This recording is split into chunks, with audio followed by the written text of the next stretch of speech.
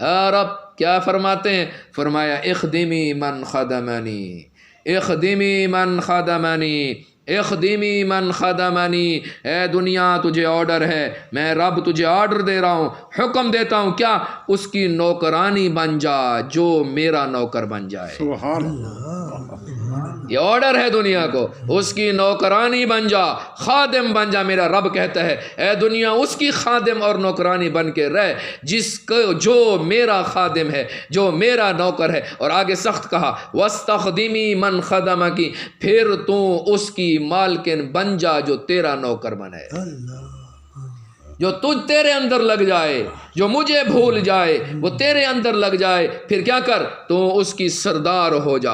پھر سردار، جب خیال ہے جب دنیا سردار ہوگی تو ذلت ہی ملے گی، جب دنیا ہم سارا کچھ سمجھے، دنیا کو سب کچھ ملے گا۔ اور ایک اور حدیث کے اندر ہے، ایک اور حدیث کے اندر ہے، فرمایا کہ جب دنیا، جب صبح ہوتی ہے، جب صبح ہوتی ہے تو صبح کے وقت اذا ہمت دنیا، کہ اس کی پہچان، اس کا غم، فکر یہی ہو دنیا کہاں سے آئے۔ عورت کی فکر کھائیں گے کہاں سے، کمائیں گے کہاں سے، لیں گے کہاں سے، صبح صبح یہ سوچ ہو جاتی ہے تو میرا رب کیا کہتا ہے؟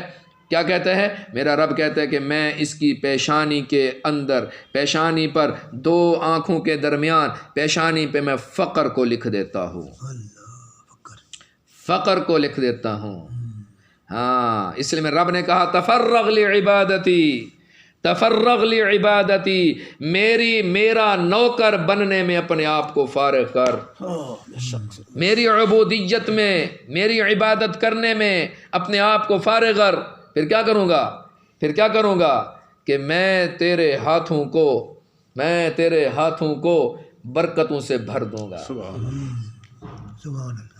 ملأت صدرک غنن، میں تیرے سینے کو غنا سے بھر دوں گا۔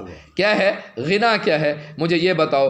اگر سب کچھ ہے لیکن اور کی تمنا ہے، اور چاہیے، اور چاہیے، اور چاہیے، اور جو ایک فقیر ہے، اور ایک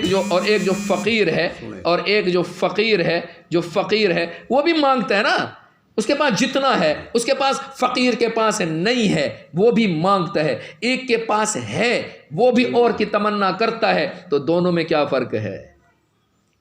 ایک فقیر ہے اس کے پاس کچھ نہیں ہے وہ بھی مانگ رہا ہے، ایک کے پاس ہے لیکن اور کی فکر میں لگا ہوا، مانگنے کی فکر میں اور اکٹھا کرنے کی فکر میں لگا رہا ہے، تو دونوں میں کوئی فرق نہیں ہے، دونوں میں کوئی فرق نہیں ہے۔ دونوں لینے کے چکر میں گدھا بھی بادشاہ بھی یہاں برابر ہو گئے، یہاں برابر ہو گئے، دونوں میں کوئی فرق نہیں ہے۔ میرا رب کہتا ہے میں تجھے تیرے جتنا تجھے دیا اس پہ تجھے راضی کر دوں گا۔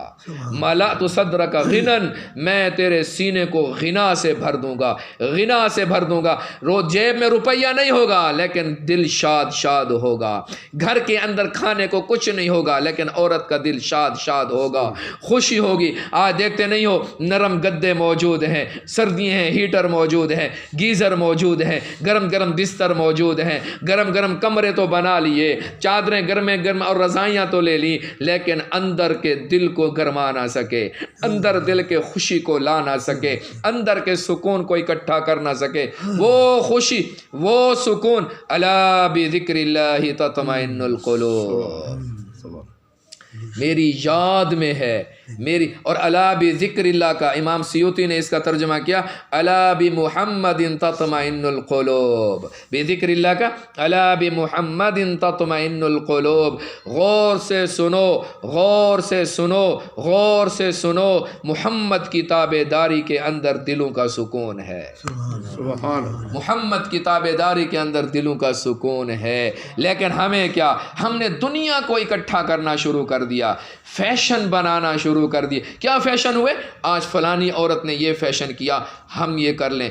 آج کل میڈیا کا دور ہے، ٹی وی ڈش دیکھنے کا دور ہے، عورت دیکھتی ہے پھر یہاں گھر کے اندر وہ فیشن کرتی ہے، اس کو یہ بھول گیا کہ جس کا تو نے فیشن دیکھا اس پر رب کی کتنی لعنتیں برس رہی، کتنی لعنتیں برس رہی۔ ہاں، آج فرمایا وہ مرد یا عورت، وہ مرد یا عورت جو گھر سے سنور کے نکلتا ہے، سنور کے نکلتی ہے، اس لیے نکلتی ہے کہ لوگ مجھے دیکھیں، لوگ مجھے دیکھیں، اور گناہ کے نیت سے جب وہ گھر سے نکلتی ہے تو جو لباس وہ پہن کے نکلی، فرمایا اس کو آگ کا لباس پہنایا جائے گا، آگ کا لباس۔ آج یہ مستورات کیا کرتی ہیں؟ چھوٹی بچیاں، ان کے ناخن کو بڑا کرنے کی بڑا فیشن آیا ہوا ہے، ناخن کو لمبے کرنے کا فیشن آیا ہوا ہے، لیکن اس کو یہ پتہ نہیں ہے جس کے ناخن بڑے ہوئے، جس کے ناخن لمبے ہوئے، کل قیامت والے دن اس کے یہ ناخن یہ لوہے کے بنا دیے جائیں گے، اور یہ اپنے سینے کو اور اپنے چہرے کو ان اپنے ناخنوں کے ساتھ نوچنا شروع کر دے گی، نوچنا شروع کر دے گی۔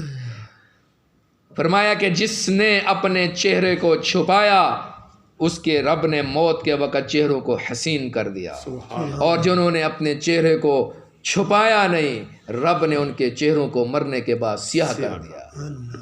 یہ اپنی ہے، یہ اپنے بس میں ہے، عورت ہو یا مرد اپنے بس کے اندر ہے۔ رب نے زندگی اس لیے دی ہے، دیکھو اگر صحیح صحبت میں بیٹھو گے، اللہ والوں کی صحبت میں بیٹھو گے تو اللہ والے بنو گے، بروں کی صحبت میں بیٹھو گے تو برے بنو گے۔ یہ تو پکی بات ہے، جب کوئی لوہار کی دکان پہ بیٹھتا ہے تو چنگاریاں اور دھواں ہی آتا ہے، جب عطار کی دکان پہ بیٹھتا ہے تو خوشبو ہی آتی ہے۔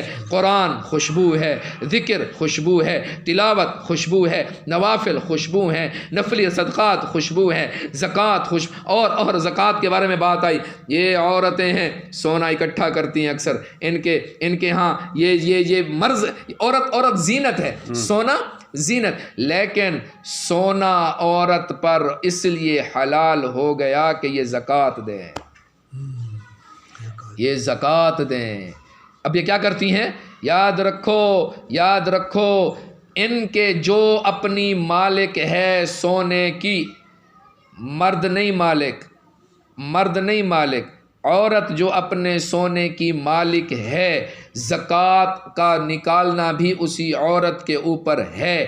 اگر وہ عورت زکوٰۃ نہیں نکالتی اور وہ یہ سمجھتی ہے کہ میرا مرد زکوٰۃ نکالے گا تو یہ گنہگار ٹھہرے گی، کل قیامت والے دن اسی سونے کو جہنم سے تپا کر اس کے داغا دیا جائے۔ ایسا نہیں ہے، سونا مرد کے لیے تو حرام ہے، عورت کے لیے حلال ہے، شرط یہ ہے کہ اس کی زکوٰۃ نکالے۔ اپنے مردوں کو بولو، جاؤ مفتیان سے پوچھو کہ میرے پاس اتنی چاندی پڑی ہوئی ہے، اتنا سونا پڑا ہوا ہے، کیا اس کے اوپر زکوٰۃ فرض ہے کہ نہیں، قربانی فرض ہے کہ نہیں، صدقہ فطر فرض ہے کہ نہیں ہے، تو اس کو نکالو، نہیں ہے تو رب کی طرف سے معاف ہے۔ اگر مالدار ہے، حج اس کے